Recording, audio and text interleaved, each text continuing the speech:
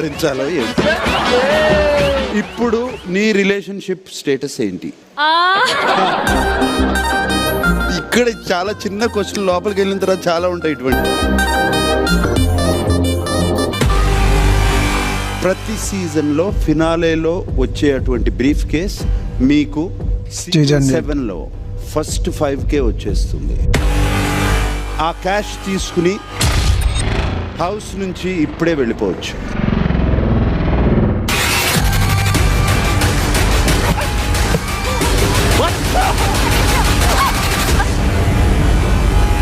మీరంతైనా ఊహించుకోండి, మీ ఊహకు అందని season Bigg Boss season 7, but contestants కి మాత్రం నాట్ హెవెన్.